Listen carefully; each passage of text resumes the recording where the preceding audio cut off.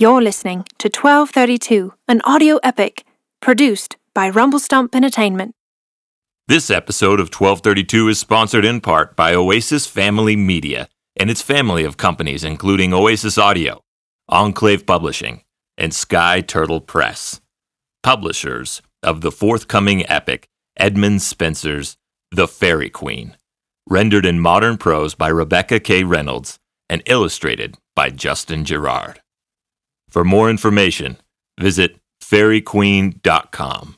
That's fairyqueen.com. Or find the link in the description below. Hello, 1232 listeners. This is Callie Sioux, and I'm excited to tell you about Dramify, the ultimate platform for creators and fans of audio dramas. With oodles of genres, hundreds of shows, and thousands of episodes, Dramify is your go-to streaming service exclusively for family-friendly audio dramas. Whether you're a devoted listener or a creator of a family-friendly masterpiece, Dramify has something for you. And guess what, 1232 listeners? You can now enjoy 1232 on Dramify. Just go to dramify.com/1232. That's DRAMAFY.com/1232 and get started for free. Happy listening. Chapter 25.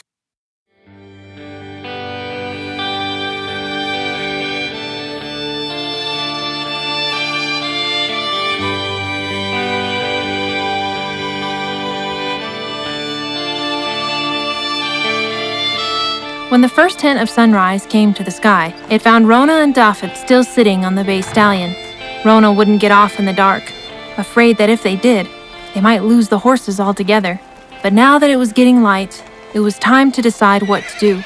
Dafydd was peacefully asleep behind her, but she wouldn't be able to close her eyes for days after this. She rode over to Hero, whose lead rope was dragging in front of him. Most of the horses had spread out grazing, though they were still spooked, and occasionally snorted and bolted a short distance when an unfamiliar sound disturbed them. Rhona grabbed Hero's rope, waking Dafydd with her movement. Okay, little buddy, it's time to get off, Rhona said, trying to set him down, but he wouldn't let go of her arm, so she pulled him back up to sit in front of her. All right, cowboy, you can sit up here then. Rhona slid off the charger's back and fell to the ground. Her legs weren't quite ready to stand. She stood up, dusted off, and patted Hero on the head. Dafydd leaned down on the stallion's neck and closed his eyes, going back to sleep. Against Rhona's better judgment, she left him up there. The boy trusted the horse, enough to change its behavior, and the stallion returned that trust in good faith, being extra cautious with each step and twitch with the child on his back. Only 17 out of 30 head were accounted for. She knew that without the horses, the resistance fighters were sitting ducks. She didn't know how, but she had to get them all back to camp. It was the only thing to do. Rhona might wait around for days before anyone could help her, especially if they were still under attack. If that was the case, the horses were their only hope. Rhona tried to stretch her sore and stiff body. She looked up at the strange cloud cover, only to realize that it was not clouds, but smoke. The fire had gotten out of control, and there might not be anyone left to go back to. She shook that thought and went into action as fast as her wobbly legs would go. She had Dafydd hold on to Hero, and she walked across and caught the priest's black horse and handed him to Dafydd as well. Then every horse she could catch, she tied head to tail in a long line like she'd seen a backcountry outfitter do in a YouTube video once. The others were too skittish, so she planned on driving them on Hero. Okay, Dafydd, you lead the black one. That's Eron. Okay, you lead Eron, nice and slow, and let this guy... That's Hewlin. Dafydd said, matter of fact. He used to be my father's horse. Let Hewlin pick the path. We're gonna take all the horses back to the camp, okay? Over that hill over there. She said kindly, patting him on the knee.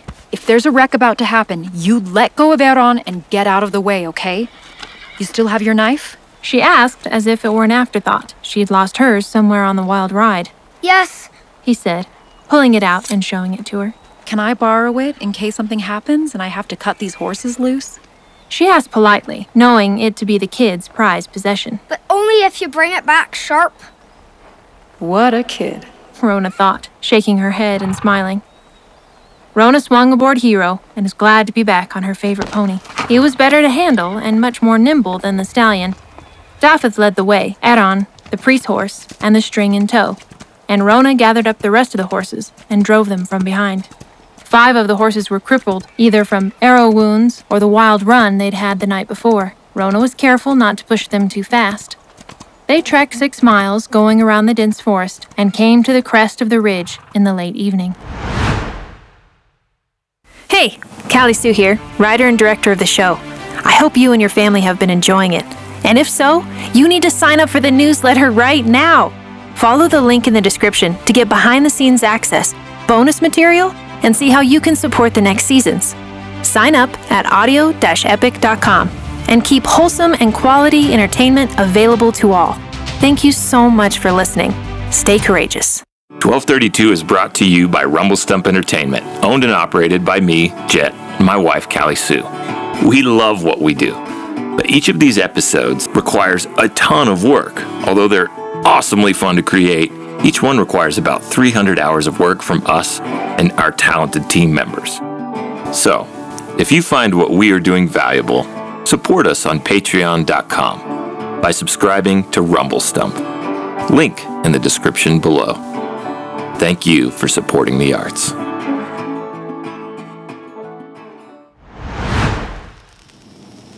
In 3 directions from the camp, the woods were burned all the way to the town. Down the ridgeline to the farmland in one direction, and up to the peak of the mountain in the other. The wildfire had even jumped the Usk River near Breckentown, taking the black, ashen desolation from the forest to meet the fields Rhaegar had already burned. There was nothing alive for miles. From high up, Rhona searched for the camp, but the meadow was black. There was nothing but smoking piles in the white ash, barely visible between the blackened bones of the trees. Rhona was suddenly sick at the sight. She heard little Dafydd crying, but she couldn't shush him. This was a nightmare. Eron shifted nervously, nickering, glued to the camp's direction. He was spooked by the shadow of a hawk on the ground. Rhona braced and kept her gaze ahead, waiting, not knowing what got the horse riled up. Oh, thank God. Someone made it. A man appeared over the ridge. Lady Rhona, do I let go? No, here. Rhona rode up and took charge of Eron, thankful to see Priest Michael coming. She kept one eye on little Dafydd and Hulan, but the stallion merely stood still, his fine ears alert and forward, watching the priest approach. A dense fog crept up over the sun as she looked back. When she turned again, there were several people with the priest coming up the hill. In the pit of her stomach, she hoped Flint was one of them.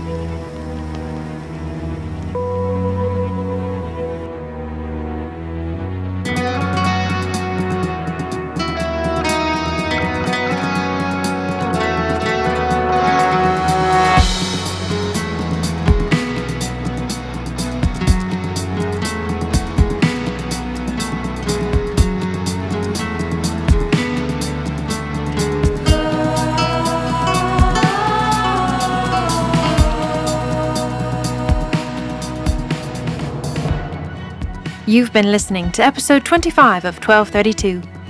Get ready for a special Q&A after episode 26. Submit your questions about the show, story, or production now via audio-epic.com and get mentioned while the creators answer your questions. This episode was produced by RumbleStump Entertainment, written by Callie Sioux and Cheyenne Belle, narrated by Callie Sioux. Today's voice talents include Robyn Cage as Rhona Thatcher, Kaelyn Landry as Dafydd. This episode was mixed and engineered by Jhett Black, with editing and sound design by Caballero, Caballero Sounds. Music by Callie Sioux and Jhett Black, soon to be released by RumbleStump Entertainment. Featuring Rhona's theme, Warrior, by Robyn Cage. Mastered by Zach Bryant, 9 Moon Mastering. Cover art by Niall C. Grant. 1232 is made possible by our generous and incredible supporters through Kickstarter and Patreon. You know who you are. To our knights, our bards, our Welsh Bowmen, wizards and chieftains, thank you. Continue the adventure in episode 25.